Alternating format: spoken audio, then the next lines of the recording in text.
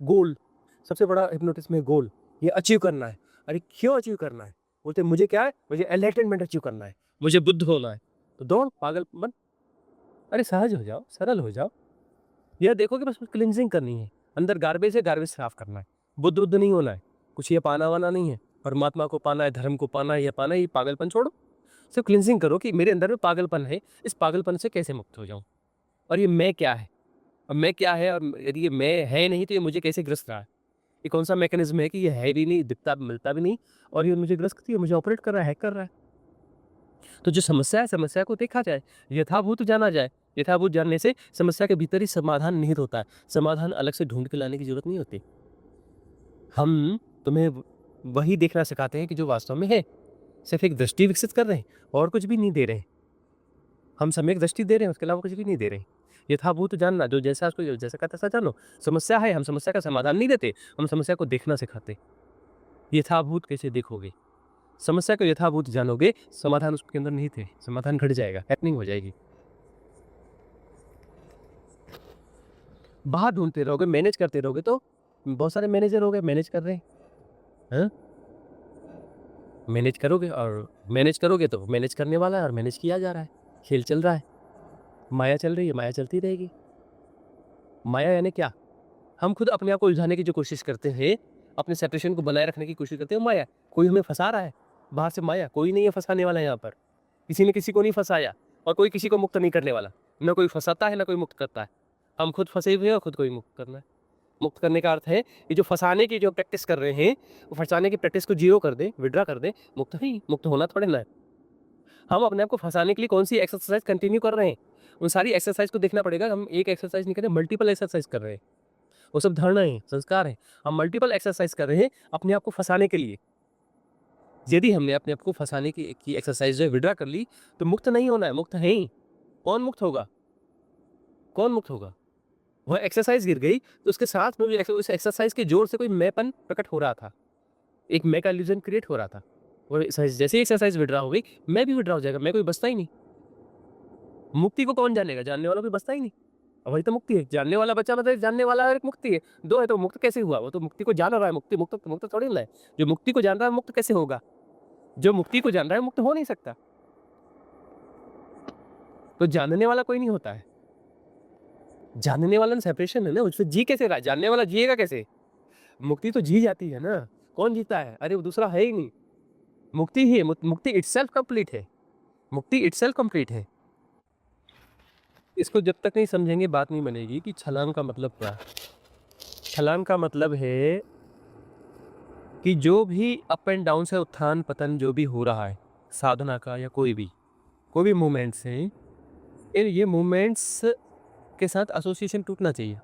उत्थान हो रहा है, मेरा उत्थान हो रहा है, मेरे साधना में उत्थान हो रहा है, मेरा साधना में विकास हो रहा है, तो यह भी लिमिटेड ही है। जो भी उत्थान है, वह उस अनंतता के भीतर घटने वाली घटना है। उत्थान एक घटना है। जो भी विकास है साधना तो विकास एक घटना है, सत्य नहीं है। घटना सत्य नहीं होती। उत्थान और पतन, इसके पार छलांग होना बियॉन्ड इसके जो है वह सत्य है। उसके बियॉन्ड छलांग कैसे होगी? छलांग एकमात्र तरीका है छलांग का, समता में प्रतिष्ठित होना। समता जब परिपूर्ण हो गई, इक्वानिमिटी परिपूर्ण हो गई, तो वह छलांग है। इक्वानिमिटी का अर्थ है कि सब जाना जा रहा है। विटनेस ये विटनेस तो बहुत नीचे की घटना है, सब हो रहा है, एवरीथिंग इज हैपनिंग। यह घटना भी हो रही है और सारी घटनाएं हो रही हैं। हमारा उत्थान पतन हमने देखा कि मेरा उत्थान हुआ, मेरा पतन हुआ, तो दृष्टा हो गए, है ना?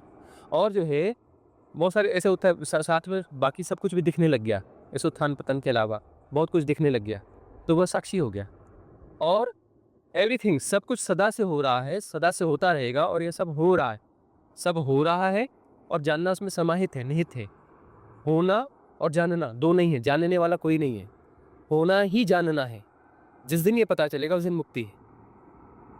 होना कोई हो रहा है और जान रहा है, तो ये बीच की घटना है, दृष्टा है, साक्षी है। होना और जानना एक ही घटना है, जानने वाला कोई नहीं है, होने में ही जानना समाहित है, वही परम मुक्ति है। इस बात को जब समझो तब बात बनेगी। अभी समझो, 10 साल बाद समझो, 50 साल बाद समझो, 1 जन्म बाद समझो, 10 जन्म बाद समझो, 100 जन्म बाद समझो, समझ यही आएगी। इस समझ से ही मुक्ति होगी। इस समझ के साथ में बुद्धि भी चली जाएगी, बुद्धि वहीं विसर्जित हो जाएगी। प्रज्ञा का जन्म होगा, सम्यक प्रज्ञा का जन्म होगा। और प्रज्ञा क्या है? जो हो रहा है वो प्रज्ञा है, जानना उसमें समाहित है, यह भी प्रज्ञा है। मतलब प्रज्ञा अलग से नहीं है। होना, जानना, प्रज्ञा एक ही घटना है, 3 घटनाएं नहीं है। 3 की तरह भासती हैं, 3 डायमेंशनल ये जगत है, त्रिआयामी जगत है।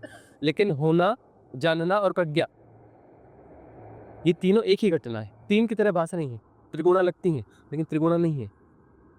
अंततः यही समझना है और यही छलांग है कि होना, जानना और प्रज्ञा एक ही घटना है। होना ही जानना है और यही प्रज्ञा है। यही प्रज्ञा इनबिल्ट है, अलग से नहीं है। प्रज्ञा ही घटित हो रही है, प्रज्ञा ही घटित रही है। सृष्टि कोई बना नहीं रहा है, कोई सृष्टि नहीं बना रहा है, कोई सृष्टि नहीं चला रहा है। न कोई चला रहा है, न कोई बना रहा है, न कोई मैनेज कर रहा है। सब हो रहा है। ये कंप्लीट वक्तव्य है, सब हो रहा है। अब वो नहीं समझ में आता इसलिए बोलते हैं कि जानना उसमें समाहित है। दूर कहीं कोई जानने वाला है, मतलब वो साक्षी होगा। जानना हो रहा है, हाँ हाँ, मैंने शरीर को चलते हुए देखा, या करते देखा हुआ, कुछ अनुभव घटा, ये दृष्टा है। दूर से कहीं जानना हो रहा है तो वह जो है साक्षी है। और होना और जानना एक ही घटना है, तब यह जो पार छलांग वाली बात हो गई, वह परिपूर्णता है, वह मुक्ति है, वह मुक्ति है। क्योंकि उसके बाद में जानने वाला अलग से कोई नहीं है। जानने वाला अलग से कोई नहीं है मतलब सेपरेशन है ही नहीं। जानने वाला भी अलग से है तो सेपरेशन है ना, सेपरेशन है तो मुक्ति कहाँ से? मुक्ति तो सेपरेशन से मुक्ति है ना। जानने वाला कितनी भी दूर हो, कितना भी श्रेष्ठ हो, कितना भी ऊंचा हो, सेपरेशन ही होगा ना, है ना। तो जो दृष्टा जो है बहुत नीचे की अवस्था है, साक्षी भी बहुत नीचे की अवस्था है।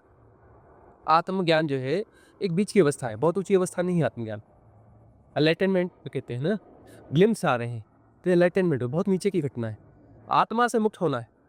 आत्मा से जैसे मुक्त होंगे तो ब्रह्म हो जाओगे, और ब्रह्म में जाके फंसोगे। ब्रह्म क्या है? एक बड़ी फंसावट है ना। छोटी जेल जो है जेल जैसी लगेगी, एक छोटे कमरे में हो तो वो जेल जैसा लगेगा, और यदि बड़ी जेल में हो, बड़ी जेल में हो तो वो जेल जैसी नहीं लगेगी। लेकिन छोटी जेल भी जेल है और बड़ी जेल भी जेल है, तो ब्रह्म में जाके फंसोगे। अंततः जो है अहम ब्रह्मास्मि, यह एक विराट सेपरेशन है, सेपरेशन है, बड़ी जेल है, बड़ी फंसावट है, उससे मुक्ति चाहिए। उससे जब मुक्ति होती है तो वहां जाकर के परम मुक्ति है। वहां फिर कोई भी नहीं है, कोई है ही नहीं। कोई है का मतलब विराट होगा, बड़ा है तो विराट होगा, विराट होगा मतलब बड़ी जेल होगी, मतलब वो सेपरेशन होगा, मुक्ति नहीं है। मुक्ति का अर्थ है कि अब वहाँ कोई नहीं है। कोई नहीं का मतलब सब कुछ है। कोई है मतलब सेपरेशन है, कोई पार्ट है। कोई है का मतलब कोई पार्ट है, कोई नहीं का मतलब संपूर्ण है। वह निर्वाती अनंतता भी और उसका क्रिएशन भी। निर्वाती अनंतता ही क्रिएट हो रही, सृष्टा ने कभी सृष्टि नहीं बनाई, सृष्टा स्वयं सृष्ट हो रहा है। ऐसा नहीं है कि नदी है, ऐसा नहीं है कि पहाड़ है, ऐसा नहीं है कि पेड़ है। बिल्कुल गलत देख रहे हो, आंखें ठीक करो। नदी हो रही है, पहाड़ हो रहा है, पेड़ हो रहा है, आदमी हो रहा है, ग्रह हो रहा है, नक्षत्र हो रहे हैं, गैलेक्सी हो रही है, यूनिवर्स हो रहा है, मल्टीवर्स हो रहा है, सब सब हो रहा है कुछ भी नहीं है। एक झूठ है एक झूठ है। ब्रह्म है, ये झूठ है। इजनेस भी झूठ है, ब्रह्म झूठ है, आत्मा झूठ है, सब झूठ है। क्योंकि वहाँ होने का बोध है कि है, होने का बोध झूठ है, माया है। और डीप मैट्रिक्स होगा, गहन माया होगी, महामाया होगी, लेकिन है ही माया ही। माया को समझ पाओगे लेकिन महामाया को भी समझना पड़ेगा, है ना। और महामाया को जैसी समझते हो तो समझ भी जाएगी और महामाया भी जाएगी, दोनों एक साथ विड्रा हो जाएंगे। तब प्रज्ञा है। और प्रज्ञा जो है कहीं फोकस नहीं होती, कहीं कंसंट्रेट नहीं होती, कुछ जान नहीं रही होती प्रज्ञा, क्योंकि प्रज्ञा हो रही होती है। प्रज्ञा कुछ जानती नहीं है। जो जानती है वो बुद्धि है, वह इंटेलेक्ट है, वह जो है इंटेलेक्ट है। जो जान रहा है वह इंटेलेक्ट है। और प्रज्ञा कुछ जानती नहीं है, प्रज्ञा हो रही है, प्रज्ञा हो रही है, वही हो रही है। और प्रज्ञा के होने में जानना समाहित है, टूटा नहीं है। परमात्मा कभी टूटा नहीं, जोड़ने की जरूरत नहीं, किसी फेविकॉल की जरूरत नहीं है कि उसको जोड़ा जाए। सृष्टा स्वयं सृष्ट हो रहा है, सब एक ही घटना है, अलग अलग बिल्कुल नहीं है। जब ये बात समझ में आएगी, राइट समझ आएगी, तभी मुक्ति है। और समझ के साथ बुद्धि, चित्त, अहंकार, मन, सेपरेशन, आत्मा, ब्रह्म सब जाएगा, सब जाना चाहिए, कुछ नहीं बचना चाहिए। कुछ भी बचा तो सेपरेशन ही बचेगा, कितना भी विराट बचा सेपरेशन ही बचेगा। हम कह रहे ब्रह्म छोड़ो, परम ब्रह्म का भी एक अनुभव घट रहा है, तो सेपरेशन ही है, तो सेपरेशन ही है। इसको समझिए अचीव करने के लिए क्या करना पड़ेगा, मतलब कैसे ये समता को ही पुष्ट करना पड़ेगा। उसके लिए कौन सी क्रियाएं तो दी हुई हैं, अबाउट 100 क्रियाएं हैं, इन क्रियाओं का प्रयोग करना पड़ेगा। अब देखो शुरुआत तो दे दी गई। मास के लिए जैसे आप बात करते हैं, ओशो ने मास के लिए काम किया, माँ करुणावान थे।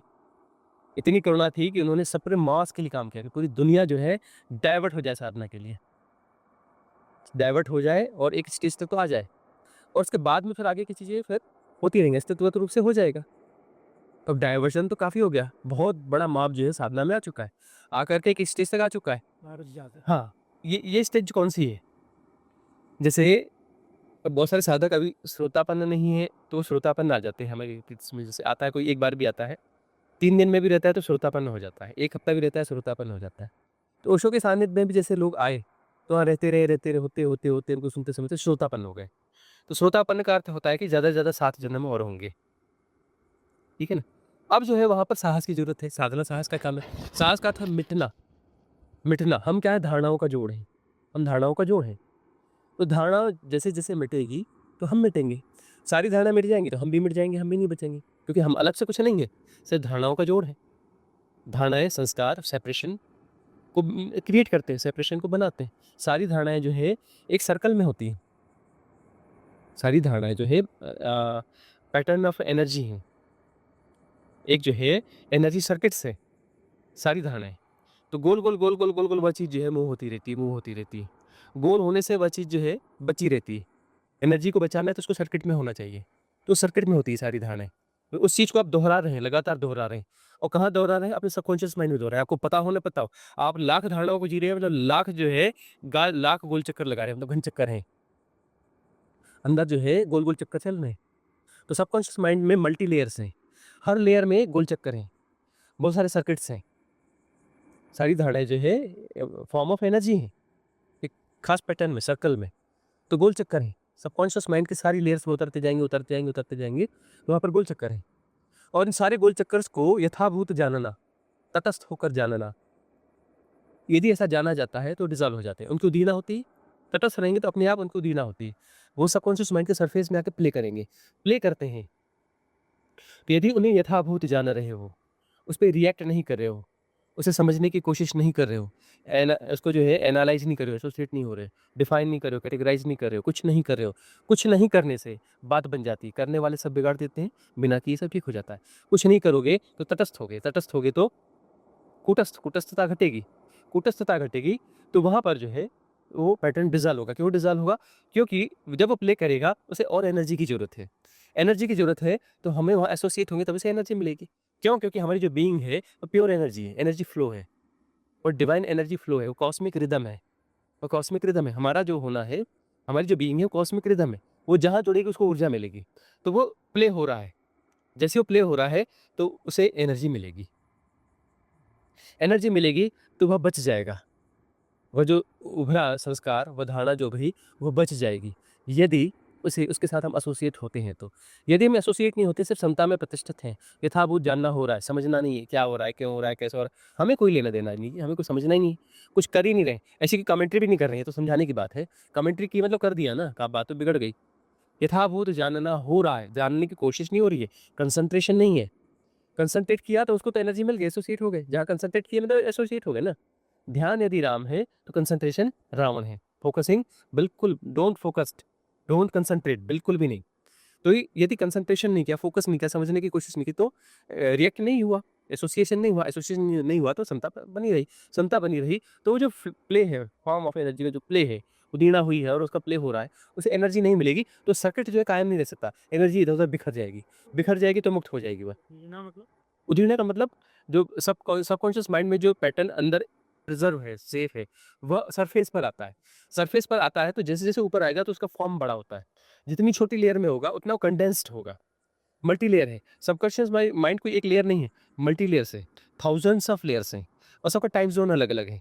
अभी जो एक विचार दिखता है ना, आपको एक विचार दिख रहा है, ये विचार गया, दूसरा आया, तीसरा गया। साधना में गहरे जाओगे तो जो है एक विचार नहीं गया, 10-10 विचार एक साथ आएँगे, 20-20 विचार आएँगे, फिर 100-100 आएँगे, हज़ार-हज़ार आएँगे, लाख-लाख आएँगे, और सबकी उदीना जब तक नहीं होगी तब तक बात बनेगी नहीं, सेपरेशन कायम रहेगा। जब तक गोल घेरे हैं मतलब सेपरेशन का मतलब क्या? आकाश को काट के रखा है ना, काटने की भ्रांति है ना, आकाश को काटा नहीं जा सकता, लेकिन काटने की कोशिश कर रहे हो। सर्किट में जो है ऊर्जा को दौड़ा रहे हो, कह रहे हो कि ये मैं हूँ, ये मेरा है, ये सही है, ये गलत है। आकाश को काटने की कोशिश कर रहे हो, काटा नहीं जा सकता, लेकिन काटा गया है। अब ये देखो, हम ये हाथ घुमा रहे हैं गोल-गोल, आकाश में उँगली घुमा रहे हैं। ये क्या है? गोला है, सर्किट है ना? है ना? और अभी हमने हटा दिया, कहाँ गया गोला? नहीं है ना अब नहीं है। क्या नीचे गिर गया कोई गोला? नहीं गिरा ना। क्या उसका कोई अस्तित्व रहा? नहीं रहा ना। तो जब तक ये दोहरा रहे हो तो तब तक भ्रांति है। दोहराव से भ्रांति है। तो दोहरा रहे हो, क्या-क्या दोहरा रहे हो? न जाने क्या-क्या दोहरा रहे हो, जन्मों-जन्मों से कुछ चीज़ें दोहरा रहे हो। तो भीतर जो सारे सर्किट्स हैं, ये जो धारणाएँ हैं, सारी धारणाएँ गोल चक्कर हैं। ये जितने गोल चक्कर हैं, ये उभरेंगे और जितने निचले तल पर है, उतने कंडेंस्ड है, उतने छोटे उसमें हैं। और जैसे-जैसे ये ऊपर उठेगा, मतलब ऊपर सरफेस पर आएगा, वो बड़ा होते जाएगा, बड़ा होते जाएगा। और जब वो सरफेस पर आएगा, जहाँ पे आपका जो कॉन्शियस माइंड और सबकॉन्शियस माइंड का जो संधि काल है, वहाँ पर प्ले होता है। वहाँ जैसे प्ले होगा, तो कॉन्शियस माइंड जान रहा है। मतलब हम जानने का मतलब क्या है? हम कॉन्शियस माइंड है और क्या जान रहे हैं, जो सबकॉन्शियस माइंड जो बेहोश मन है वहाँ पे जो संग्रहित है, उसके प्ले को जान रहे हैं, जो प्ले हो रहा है, जिसकी उद्दीपना हो रही है, जो प्ले सामने है उसको जाना जा रहा है। तो जाना जा रहा है, उसके साथ एसोसिएशन हो जाता है। एसोसिएशन का मतलब बेहोशी आ जाएगी। वो जो हैक हो जाएगा, क्या? कॉन्शियस माइंड हैक हो जाता है। कॉन्शियस माइंड कितना है? थोड़ा-सा है, ज़रा-सा है ना।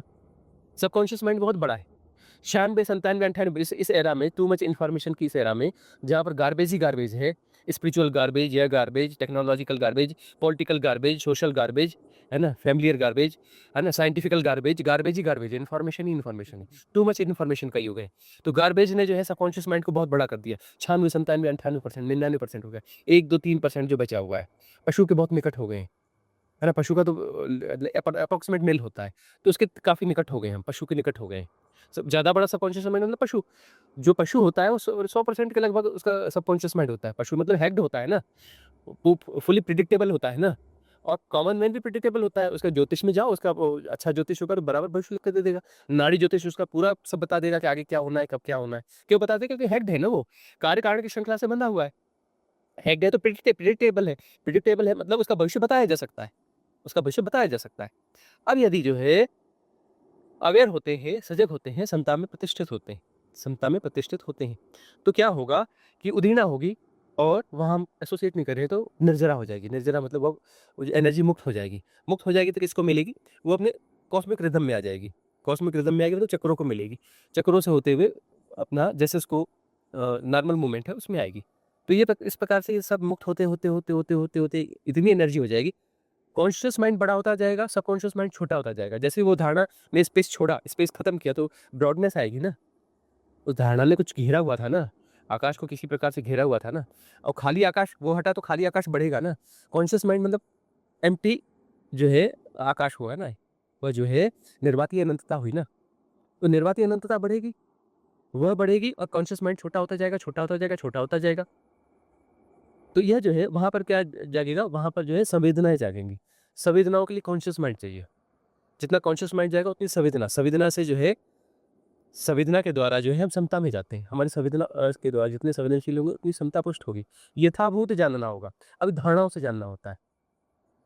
जो भी जानते हो धारणाओं से जानते हो, रिलेटिव ट्रुथ को जानते हो, एक्चुअल ट्रुथ को नहीं जान रहे हो, है ना? देखते हो, सीधा देखते हो, हाँ, बोलो या ना बोलो, तुरंत अपना अंदर से आ जाता है कि ये पेड़ है, ये आम का पेड़ है, ये आम का पेड़ है, ये केसर आम का पेड़ है, ये मीठे केसर आम का पेड़ है। तुरंत जो है मल्टीपल लेयर्स जो आ जाएँगी और उसको उस हिसाब से करोगे, है ना? ये बहुत अच्छा है और इसकी छाया ऐसी है, इसका फलाना ऐसा है, तुरंत रिएक्ट करोगे। अंदर से रिएक्शन चलता ही रहता है। बिल्कुल मैकेनाइज़्ड हो। यदि तटस्थ रहते हो, यथाभूत जानना होता है, तो वह मीठे केसर आम का पेड़ नहीं है, वो केसर आम का पेड़ नहीं है, वह आम का पेड़ नहीं है, वह पेड़ नहीं है, पेड़ होता ही नहीं। पेड़ तो होता ही नहीं। ये तो हमारी परिभाषा है, हमारा एक हिप्नोटिज़्म है, सेल्फ हिप्नोटिज़्म है, मास हिप्नोटिज़्म है। हमारी सभ्यता ने गढ़ा है, ये पेड़ है, ये ऐसा होता है, ये वैसा होता है। किसी का कोई नाम नहीं है, किसी भी चीज़ का कोई नाम नहीं है। ना कोई पक्षी होता है, ना कोई गौरैया होती है, ना कोई चींटी होती है, ना कोई पत्थर होता है, किसी का कोई नाम होता ही नहीं है। है ना? ये हमारे गढ़े हुए अपने हिप्नोटिज़्म है। यूटिलिटेरियन फैक्ट्स हैं, व्यावहारिक सत्य हैं, ज़रूरत है इनकी, लेकिन ये सत्य नहीं है, वास्तविक सत्य नहीं है। ये वास्तविक सत्य नहीं है और हम हिप्नोटाइज़ हो गए हैं, ये वास्तविक सत्य है। उसी में ही गुथे पड़े रहते हैं। ये छोटे-छोटे हिप्नोटिज़्म में घुसे गुथे पड़े हैं, मल्टीपल हिप्नोटिज़्म को जी रहे हैं, तो मुक्ति कहाँ से होगी? मुक्ति का मतलब सारे हिप्नोटिज़्म खत्म और धारणाएँ क्या है? हिप्नोटिज़्म ही तो है ना, कि या ऐसा है तो उसे बार-बार दोहराना पड़ता है और दोहराना का अर्थ होता है किसी सर्कल में ही दोहराओगे ना। सीधे-सीधे किसी चीज़ को दोहरा सकते हो क्या? मैं सीधे-सीधे दे रहा हूँ, सीधी रेखा खींची है, वो जो है अरबों-खरबों प्रकाश वर्ष की और सीधे-सीधे जा रही है, मतलब दोहराव हो रहा है क्या वहाँ? नहीं हो रहा है ना, तो दोहराव हो रहा है और एक्चुअली तो दोहराव ही है यहाँ पर। सृष्टि में सारी गतियाँ दोहराव की गतियाँ हैं। यहाँ पर सीधी रेखा जैसी कोई चीज़ नहीं होती, वो बड़ा सर्कल हो सकता है।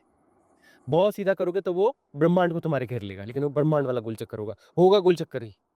यहाँ सब कुछ गोल चक्कर है, सारी गतियाँ गोल चक्कर है। किसी गति के हिप्नोटिज्म में नहीं जाना है, हिप्नोटाइज नहीं होना है। यह जो है कह सकते हैं प्ले है, खेल है, माया है, गतियों का संचरण है, यथाभूत जानना हो रहा है। उसमें छेड़छाड़ नहीं करनी, कुछ करना कुछ भी नहीं है। यथाभूत जानना हो रहा है, खुद से हो रहा है। मैं नहीं हूँ जानने वाला, कोई जानने वाला नहीं है, कोई समझने वाला नहीं, समझना कुछ भी नहीं है। तो यथाभूत जानना होगा, धारणाओं से पार जाके जानना होगा, तभी यथाभूत जानना होगा। धारणाओं के पार यदि गतियों को जानोगे तो उससे गतियों से मुक्त होने लगोगे। गतियाँ अपनी जगह हैं, तो मुक्त क्या होगा? मुक्त होगा आकाश। आकाश तत्व बढ़ेगा, चेतना बढ़ रही है, कॉन्शियस माइंड बढ़ रहा है, मतलब आकाश तत्व बढ़ रहा है। इसलिए जो है एक पुरानी देशना हुई, जातिगत बात हो गई, अब तो ब्राह्मण एक धर्म जैसा हो गया। वह जो है ब्राह्मण देशना, मतलब वो आकाश की देशना, वह जो है आकाश की देशना, आकाश का विस्तार। आकाश जो है, आकाश तत्व बढ़ता जाएगा, बढ़ता जाएगा, बढ़ता जाएगा, आकाश तत्व ही रह जाएगा और बाकी सब जो है हो रहा है। आकाश तत्व है ही, उसके साथ चेतना जो है, चेतना वहाँ फैल रही है, चेतना वहाँ विराटता में जा रही है। जो बंधापन है वह विसर्जित हो रहा है, चेतना विराट हो रही है। जितने बंधनों के पार होते जाएंगे उतनी विराटता हो जाएगी। तो क्या सृष्टि नष्ट हो जाएगी? सृष्टि अपनी जगह है। तब जो है अंत में जाके मिस्ट्री क्लियर होगी कि सब हो रहा है, मतलब वह निर्वाती अनंतता, वह इनफाइनाइट वैक्यूमनेस जो है वही हो रहा है, टूटा नहीं है, अलग अलग नहीं है, वह बना नहीं रहा है, वही हो रहा है। और कब से हो रहा है? इतने साल पहले से, इतने साल पहले से ऐसा नहीं हो रहा है, सदा से हो रहा है, शाश्वत है, कभी शुरू नहीं हुआ और कभी खत्म नहीं होगा। शुरू और खत्म जो वाली बात है वो हिप्नोटिज्म है, वो टाइम हिप्नोटिज्म है। क्योंकि तुम एसोसिएट हो तो टाइम हिप्नोटिज्म में जाओगे कि ये अभी खत्म हुआ, ये शुरू हुआ, ये पहले खत्म हुआ, ये आगे पीछे हुआ, ऊपर हुआ, नीचे हुआ। तुम अपना जो टाइम एंड स्पेस का हिप्नोटिज्म क्रिएट करोगे। यदि कुछ नहीं करोगे तो टाइम एंड स्पेस के हिप्नोटिज्म अपने आप गिरते चले जाएंगे ना। और यही अपना गिरते चले जाएंगे तो यही मुक्ति है। फिर अनंतता हो रही है, सब एक ही है। फिर सारी कायनात वो एक ही है, ब्रह्म की बात नहीं कर रहे हैं। ऐसे ब्रह्म जो है इस 3D में, इस त्रिआयामी जगत में, ऐसे ब्रह्म जो है असंख्य ब्रह्म पैदा होते हैं। ऐसा नहीं कि एक सेकंड में कोई 1 लाख पैदा होते हैं, कि 1 करोड़ पैदा होते हैं, कि 1 अरब पैदा होते हैं। ऐसी क्षुद्र संख्याओं की बात नहीं करें। अनंत ब्रह्म प्रतिक्षण पैदा होते हैं, अनंत। कोई ऐसी छोटी मोटी संख्या नहीं कि 1000 करोड़ पैदा होते हैं, 1 लाख करोड़ पैदा होते हैं। ऐसी छोटी मोटी क्षुद्र संख्याओं की बात नहीं हो रही है। ये जो अनंत पैदा होते हैं और अनंत नष्ट होते हैं, प्रतिक्षण जो है अनंत पैदा होते हैं और अनंत नष्ट होते हैं। तो ये जो है कंटिन्यूटी है। हाँ, ये तो और शाश्वत है। ये सब जो है ना शाश्वत है, अनंत पैदा हो रहे हैं और अनंत नष्ट हो रहे हैं। ये तो सब एक डायमेंशन की बात हुई, एक डायमेंशन की बात हुई नहीं है। ऐसे जो है 64 डायमेंशंस हैं और 64 डायमेंशंस में जो है वहाँ पर ये खेल जो है चल रहा है, ये खेल है, लीला है ना। ये सब हो रहा है और जो हो रहा है सत्यम शिवम सुंदरम, परफेक्ट है। ये जैसा है परफेक्ट है, इसमें किसी सुधार की जरूरत नहीं है, इसको मैनेज करने की जरूरत नहीं है, न इसका कोई मैनेजर है, न मैनेजर बनने की जरूरत है। मैनेजर बनने की कोशिश में कुछ करते हो, करने से कर्ता पैदा होता है, करने से कर्ता पैदा होता है। कुछ नहीं करोगे कर्ता अपने आप विसर्जित हो जाएगा। कर्ता को विसर्जित करने की जरूरत थोड़ी नहीं है, करने से कर्ता पैदा होता है। यदि नृत्य कर रहे हो, नृत्य कर रहे हो तो नृत्यकार है, नृत्य नहीं कर रहे तो कहाँ नृत्य बच्चा, न नृत्य बच्चा न नृत्यकार बच्चा है ना। तो ये सब हो रहा है, ये सब हो रहा है और करने वाला कोई नहीं है। करने वाले के हिप्नोटिज्म से है बाहर निकलना है, करने वाला है कोई।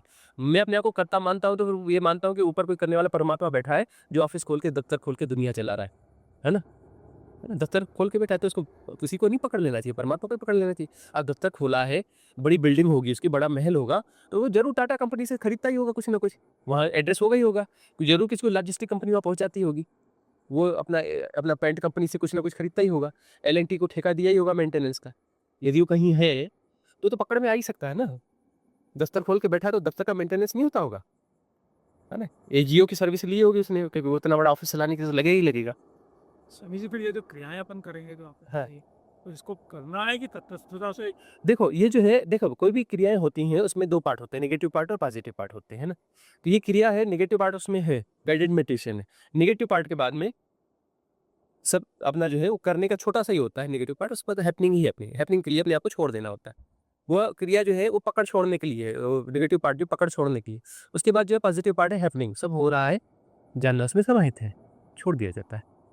तो स्वामी जी, अगर 100 क्रियाएं आपने दी हैं तो उसमें से कौन सी वाली अपनी जाइए, क्या सबको करके देखना पड़ेगी या? सब करके देख लेना चाहिए। एक्चुअली क्या है कि ये जो पीडीएफ देते हैं इसमें हम, तो पीडीएफ लेकर रेंडमली आप किसी पे क्लिक कर दो, वही खुलेगी जो आपकी जरूरत है, दूसरी खुलेगी नहीं। जैसे अभी आपने जो पहला अपलोड किया वही मेरी खुल गई, हाँ।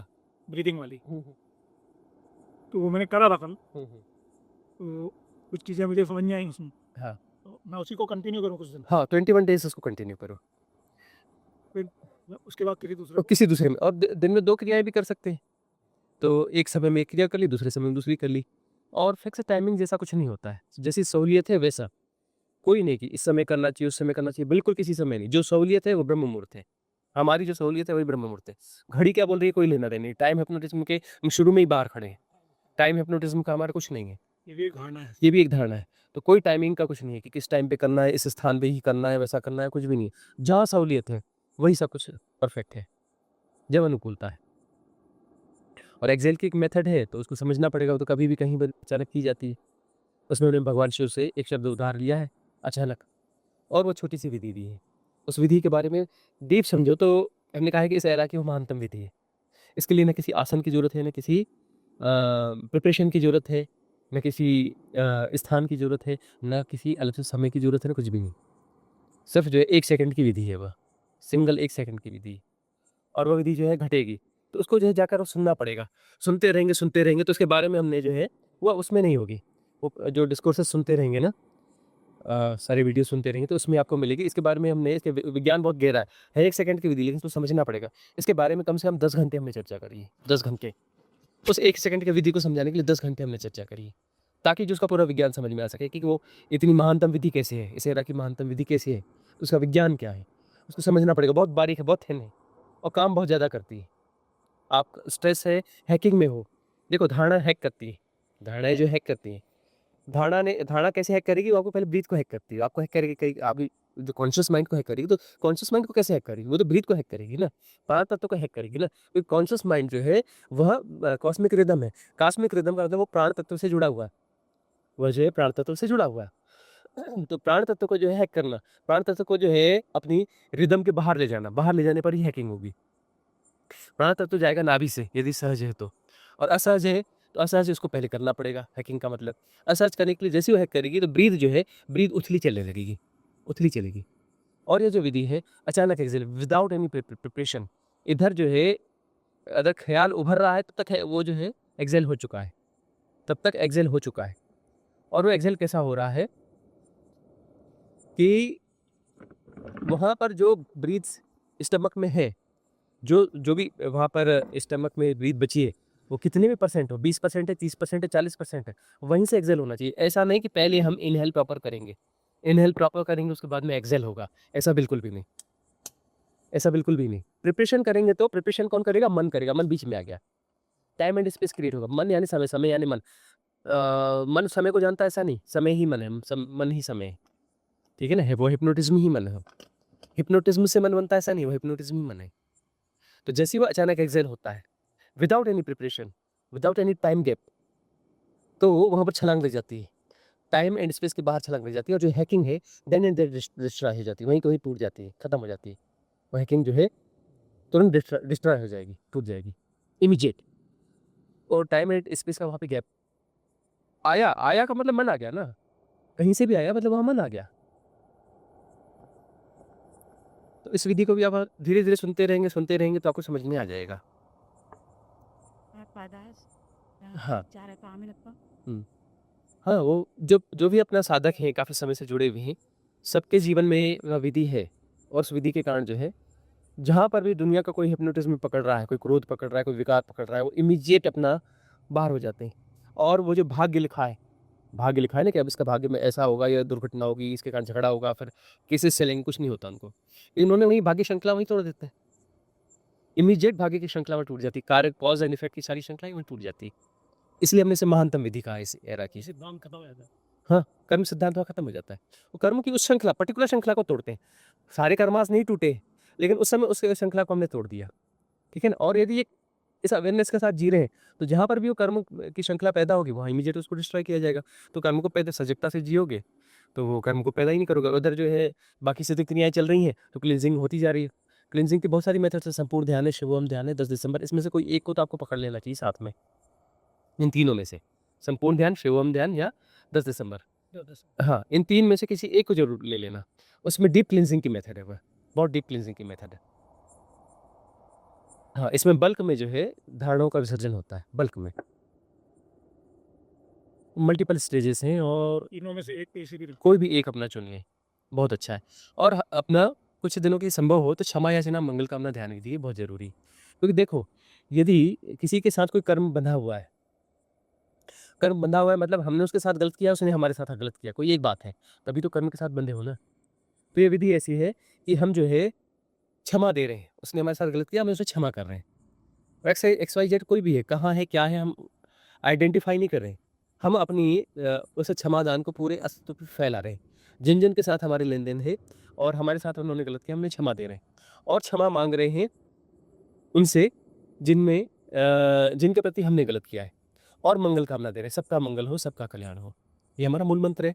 ये अब आखिरी ने हाँ, ये हमारा मूल मंत्र है ना? सबका मंगल हो, सबका कल्याण हो। तो उसके साथ जो है सारे लेन-देन क्लियर होते चले जाते हैं। ये सारे लेन-देन क्लियर हो गए, इम्प्रिंट्स जो हैं, जो सबकॉन्शियस माइंड का इम्प्रिंट है वो डिसॉल्व हो गया, मतलब कर्म खत्म हो गया ना। और वह जो है वह कनेक्टेड है ना, वो कलेक्टिव सबकॉन्शियस माइंड के साथ कनेक्ट है। मतलब इंडिविजुअल जो सबकॉन्शियस माइंड है, वो कलेक्टिव सबकॉन्शियस माइंड से कनेक्टेड है और वह एक पार्ट है कलेक्टिव सबकॉन्शियस माइंड का। जिस भी उस इंडिविजुअल से सेपरेशन से लेन-देन बाकी है, वो बीइंग कहीं पर भी है, उसका अपना जो है सबकॉन्शियस माइंड है इंडिविजुअल, तो यहाँ पर इंटरकनेक्ट हो रहे हैं। यहाँ से मैसेज जा रहा है, इंटरकनेक्ट हो रहे हैं और वो एनर्जी जो है दोनों दोनों सर्कल जो है एक साथ डिस्ट्रॉय होंगे। जो हमारा कर्मा का वो है, एक उसने पाला हुआ है, एक हमने पाला हुआ है। उसको इंटरकनेक्ट कर रहे हैं, इंटरकनेक्ट करके जो है वहाँ पर मंगल कामना दे रहे हैं, मंगल कामना से वो डिसॉल्व हो रहा है। क्षमा याचना और मंगल कामना, वो डिसॉल्व हो जाएगा, ऊर्जा मुक्त हो जाएगी। दोनों को बेनिफिट होगा, उसको भी मुक्त ऊर्जा मिलेगी, अवकाश मिलेगा, आकाश मिलेगा, उसके भी चैतन्य का विकास होगा, इधर भी चैतन्य का विकास होगा। इसको भी किसी समय की किया है। किसी भी समय किया जा सकता है, लेकिन अब वो उतना समय हो, जितने मिनट की विधि है, उतने मिनट का यदि अवसर है तो उसे कर लेना चाहिए। और हम ये कहते हैं कि किसी के पास अवसर ना हो तो हफ्ते में एक बार ज़रूर क्षमा याचना मंगल कामना की विधि करें। और बिल्कुल वीआईपी विधियाँ नहीं हैं। कहीं पर भी इसमें कोई बैकग्राउंड म्यूज़िक नहीं है, कोई स्पेशल इफ़ेक्ट्स नहीं है, कोई जो है एडिटिंग नहीं है, कोई वीआईपी कैमरा इस्तेमाल नहीं किया गया है। नॉर्मल जो है, जब भी हमने उन विधियों को संचालित किया है, उस समय नॉर्मल रिकॉर्डिंग है और एज़ इट इज़ दी गई है। कुछ भी नहीं है और ये सरल और सादी विधियाँ जो हैं, इसको प्रयोग में लाइए तो आपको पता चलेगा कि इसके प्रभाव क्या हैं। प्रयोग में लाएँगे तो पता चलेगा 21 दिन में जो है जीवन बदल जाएगा, व्यक्ति बदल जाएगा। आपके आस-पास के लोग आपको बोलने लगेंगे बदल गए, क्या हो गया? वैसे नहीं लगते जैसे पहले थे। 21 दिन में बदलाव आ जाएगा। और रिट्रीट में लौटने के बाद तो सबके घरवाले कहते हैं कि क्या कुछ हो गया, ये वही है कि नहीं है? घरवाले मैसेज करते हैं कि ये जो है, वही है कि ये कौन है? ये पहचान में नहीं आ रहा है। अभी है इंदौर की एक कविता थी, उसके हस्बैंड अभी मिलने के लिए आए थे। बोले ये तो दिखती तो वही ये मेरी घरवाली नहीं है। आए थे यहाँ पर वो अपना रेकी में, बोले ये मेरी वाइफ तो नहीं है, दिखती वैसी है, हुआ क्या है? हस्बैंड साधक नहीं है, यही अधिकारी हैं किसी इसमें बिजली परियोजना के वो। तो बोले कि हुआ क्या है समझाओ तो सही। और ये नहीं है, वो बिल्कुल नहीं है वह। तो मैंने कहा कि क्या वो गड़बड़ हो गई है? क्या बुरी हो गई? नहीं, बुरी तो बिल्कुल नहीं हुई। क्या गड़बड़ हो गई? नहीं, गड़बड़ बिल्कुल नहीं हो गई है। क्या इसके साथ रहना अच्छा नहीं लगता अब या उसकी एनर्जी खराब हो गई? नहीं, एनर्जी तो अच्छी हो गई। तो वही तो नहीं है, मतलब इस आधार पे नहीं है कि उसका जो वो पार्ट था नेगेटिव जो भी उसके ढंग थे, वो विसर्जित हो गए। अब वो सरल और सहज हो गई है। इतना ही तो हुआ है ना? हाँ, क्या कह रहे थे आप? रिट्रीट का? रिट्रीट में भी आप ये विधियाँ कराते हैं। रिट्रीट में नई विधियाँ होती हैं, एवरीडे नई विधि होती है। कौन-सी विधि आती है वो हमें नहीं पता होता है। जब हम वहाँ आते हैं तो 1 या 2 सेकंड पहले अनफ़ोल्ड होती है, कि कौन-सी विधि आज आनी है। रिपीट नहीं होती है, रिपीट नहीं होती है। जैसे आपने 100 विधि जो डॉक्यूमेंट की हैं, हाँ। इसके अलावा ये हर बार आपकी रखी हैं। आती रहती है, अभी जो बहुत सारी पोस्ट करने के लिए पेंडिंग है, इसलिए जो नया चैनल सद्य क्रिया बनाया है, उसमें नई विधियाँ जो है वो पोस्ट करते जाएँगे। वो बहुत सारी यहाँ पर हैं और ये जो 100 है ये यूट्यूब पे डली हैं? यूट्यूब पर है, द सिद्धा टॉक्स में जो है, उसमें जाएँगे तो मिल जाएँगी, दिव्य ध्यानम में मिल जाएँगी। दिव्य ध्यानम में भी मिल जाएँगी, द सिद्धा टॉक्स में भी मिल जाएँगी। और सिद्ध क्रिया जो है एक नया चैनल है, इसमें जो है सब्सक्राइब कर लिया। हाँ, उसमें तो अभी आपने एक ही डाली है। उसमें एक ही डाली है। दिव्य ध्यानम में पुरानी काफ़ी विधियाँ हैं। दिव्य ध्यानम भी एक चैनल है। हाँ, दिव्य ध्यानम भी है, उसमें काफ़ी विधियाँ हैं और उसमें सिर्फ़ मेडिटेशन की मेथड्स ही हैं दिव्य ध्यानम में। और द सिद्धा टॉक्स में सब कुछ है, सारे कन्वर्सेशंस भी हैं और विधियाँ भी हैं। हुँ।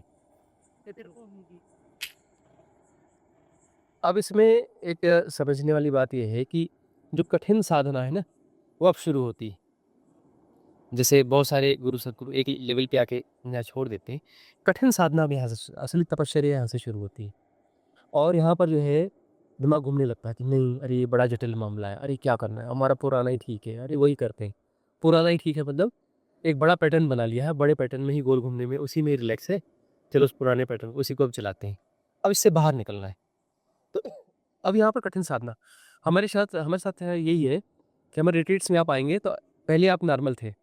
शुरुआत में आते ही पहले आपको जो है नॉर्मल लाइफ आपकी खत्म हो जाएगी। एकदम बेचैन होने लगेंगे, खूब सारे विचार आएँगे, खूब सारे स्वप्न आएँगे, पूरे हिलने लगेंगे, विचलन पैदा हो जाएगा, पूरी गड़बड़ी पैदा होने लगेगी।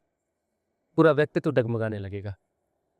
क्योंकि अब जो है ये डीप क्लींजिंग का समय आता है। हमारे साथ में आप आते हैं, तब डीप क्लींजिंग स्टार्ट हो जाती है। हिलना-डुलना रहते तो सब चालू हो जाता है। और ये तपश्चर्या का काल है। इसमें जो है क्षमता को पुष्ट करना होता है। साथ में जो सिद्ध क्रियाएँ दी हुई हैं, इनका प्रयोग देखना को सुनना और तटस्थता को पुष्ट करना, कूटस्थ होते जाना, क्षमता को पुष्ट करना। हमारे साथ आएँगे तो सब बिगड़ने लगेगा, पहले तो सब बिगड़ेगा, सब हिलने-डुलने लगेगा।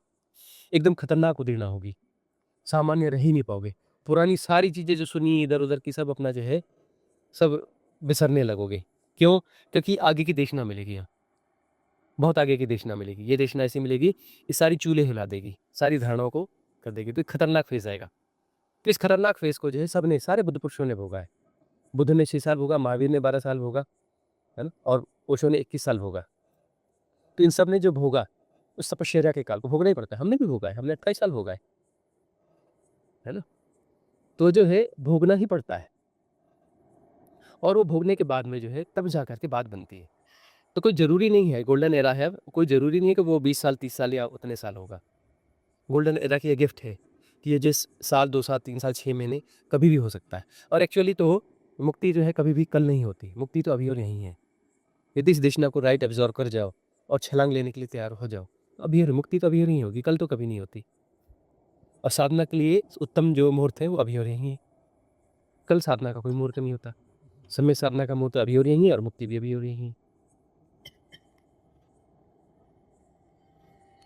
कहा था कि हम आज की जो जनरेशन है, हम लोग है ना बहुत इन्फॉर्मेशन कलेक्ट कर रहे हैं, हाँ। कॉन्शियस माइंड में भरते जा रहे हैं। हुँ। और उसके अपोजिट कुछ लोग ऐसे भी हो सकते हैं कि जिन्हें किसी चीज़ से मतलब नहीं है ना? मैं मेरा पर्सनल बता रहा हूँ। हाँ। मुझे 5 साल से ज़्यादा हो गया, मैं सोशल मीडिया पे क्या चल रहा है, इंस्टाग्राम रील्स या कोई गेम्स चल रहा है मार्केट में या न्यूज़ चैनल पे क्या चल रहा है, उससे या क्रिकेट या कुछ से मतलब नहीं, सिर्फ़ काम से मतलब है।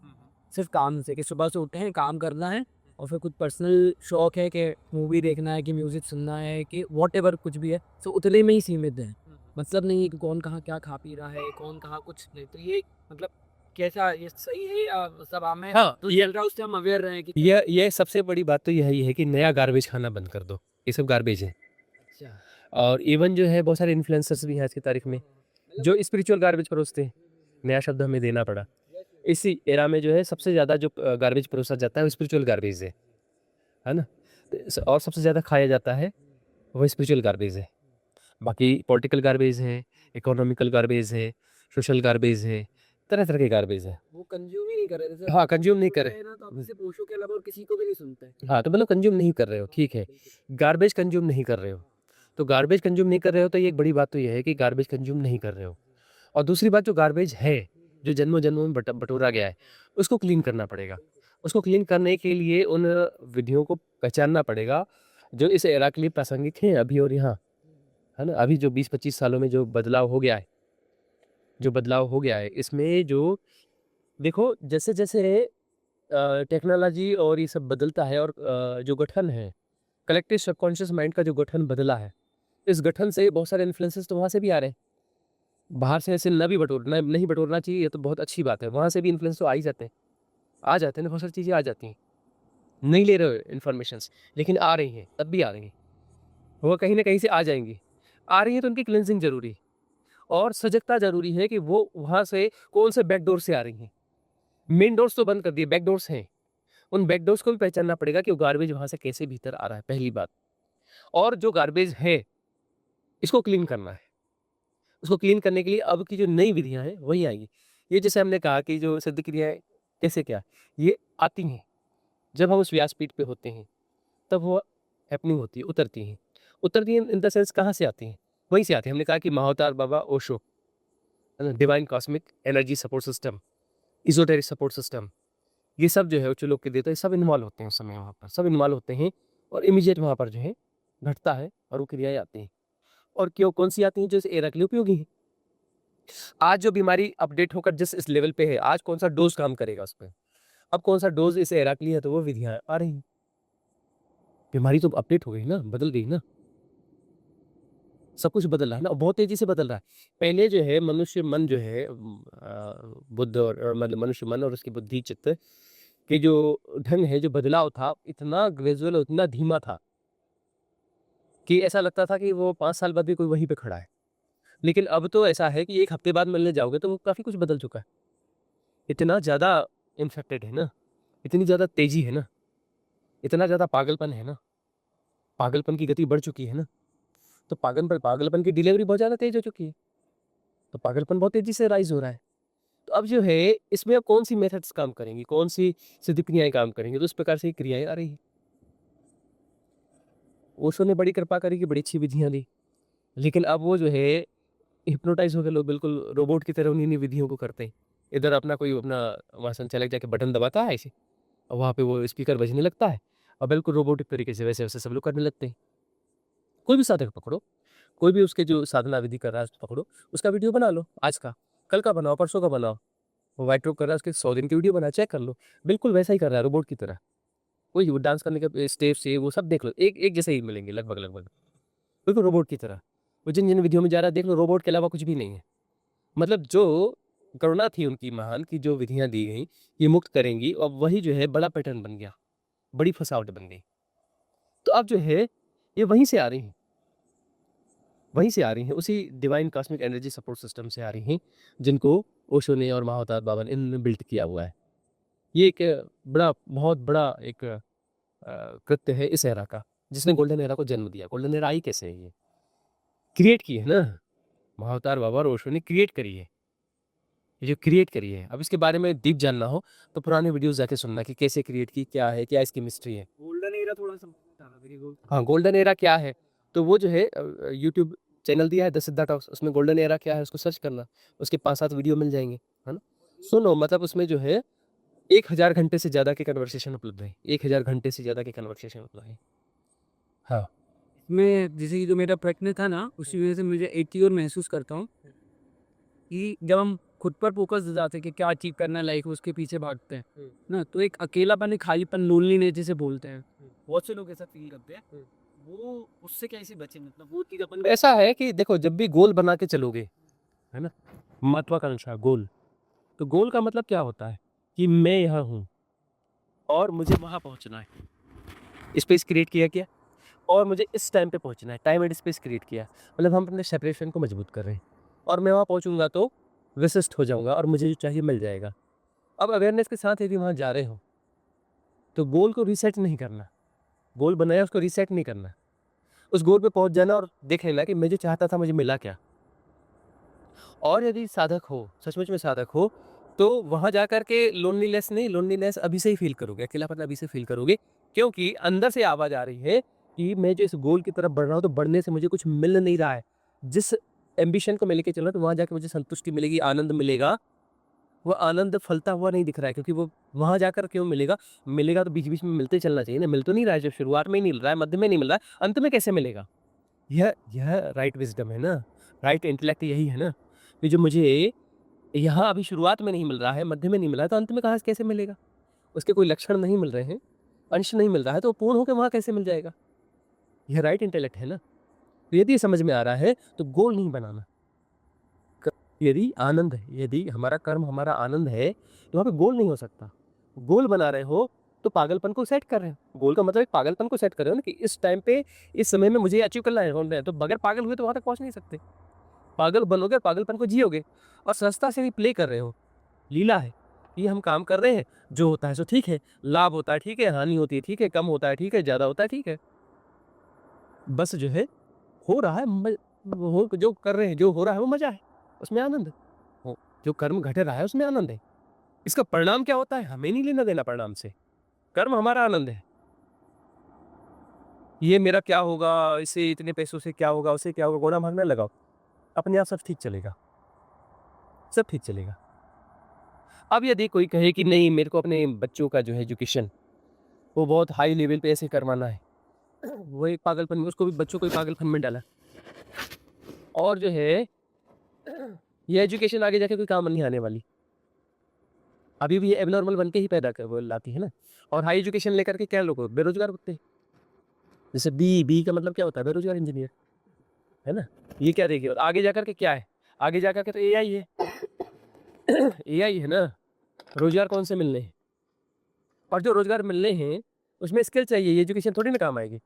बाय द वे यहाँ पर यदि कोई व्यापार करना है तो इस व्यापार में जो है ना वो वाली एजुकेशन बिल्कुल काम नहीं आने वाली है। नॉर्मली जो है प्रैक्टिकली जो व्यक्ति रहेगा वो अपनी छोटा व्यापार या काम या एग्रीकल्चर है वो जो है इसमें चलेगा, या फिर एजुकेशन ले भी तो वैसे ही लेके एग्रीकल्चर वाली एजुकेशन ले ले, क्यों एग्रीकल्चर सच में कब आएगा, बाद में जाकर के वो मुझे इसकी नौकरी नहीं ढूंढनी, मेरे पास बेस है कि नहीं, मेरे पास खेत है कि नहीं, मुझे ज़मीन में खेत में काम करना है, मुझे खुद काम करना है, वहाँ से ले ले, या फिर किसानों के साथ लग जाए तो उससे अच्छा सिखा देंगे। स्किल तो जो है जो पहले से काम कर रहा है उसके साथ जुड़ जाओ, बहुत जल्दी स्किल आ जाएगी। वहाँ 5 साल की डिग्री होगी, ये 1 साल में किसान सब कुछ सिखा देगा, एवरीथिंग। ठीक है ना, स्किल डेवलपमेंट है ना। स्किल डेवलपमेंट तो राइट अथॉरिटी कौन है, प्रोफेसर। प्रोफेसर कैसे हो सकता है, जो अपने उस काम में लगा हुआ है राइट अथॉरिटी। तो ये एजुकेशन तो कोई काम आने वाली नहीं है। तो अब सवाल ये है कि जो बच्चा है उस बच्चे को हम बड़े स्कूल नहीं दे पाए, छोटे स्कूल में दे पाए, तो बच्चा तो सौभाग्यशाली बच्चा है कि वो बड़े स्कूल में नहीं गया, साधारण स्कूल में गया, जहाँ पर जो है होमवर्क ज़्यादा नहीं दिया जाता, ज़्यादा बोझ नहीं है, उसका बचपन कुछ बचेगा। और यदि सरकारी स्कूल मिल जाए जहाँ होमवर्क बिल्कुल नहीं देते तो उससे अच्छा तो और हो क्या सकता है। या कोई और स्कूल ढूंढो कि जहाँ पर जो है नो स्कूल वाले कॉन्सेप्ट में जाओ। ऐसे भी कोई स्कूल यदि सौभाग्य से मिल जाए, कोई स्कूल का बस्ता नहीं, खेलो बेटा मज़े करो, थोड़ा बहुत तुझे खेल खेल में सिखा देंगे। गीजू भाई बाधे हुए, है ना, बहुत साल पहले हुए, सन 1800 कुछ में हुए, और उन्होंने बताया था जो चिल्ड्रन साइकोलॉजी क्या होती है और इसको जो है एजुकेशन कैसी देनी चाहिए। तो वो जो है उनकी ग्रंथमाला है गीजू भाई ग्रंथमाला, उसी को ही ट्रांसलेट करवा के अंग्रेज ले गया पूरे यूरोप, और वहाँ पर जो है ये एजुकेशन चल रही है। और यहाँ पर लॉर्ड मैकाले की उल्टी सीधी शिक्षा पद्धति थोप दी गई, इसमें पागल हो रहे हैं। और गीजू भाई बाध्यता की एजुकेशन पद्धति कहाँ चल रही है, वहाँ चल रही है। बाद में उसको जो है सबने अपनाया, तारे ज़मीन पे फिल्म बनी उसी के आधार पे बनी, जिद्दू कृष्णमूर्ति ने जो बनाया उस आधार पे ही बनाया। वैसे उन्होंने स्कूल बात करी, गीजू भाई बाध्यता के आधार पर बात करी।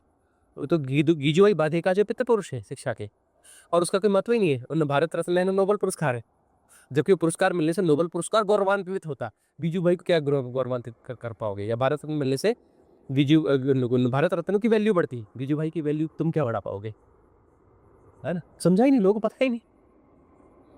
तो ऐसा है कि ये जो हिप्नोटिज्म है बहुत सारे ये पैदा किए जाते हैं। गोल सबसे बड़ा हिप्नोटिज्म है, गोल ये अचीव करना है। अरे क्यों अचीव करना है, बोलते मुझे क्या है, मुझे एनलाइटनमेंट अचीव करना है, मुझे बुद्ध होना है, तो दौड़ पागल मन। अरे सहज हो जाओ, सरल हो जाओ।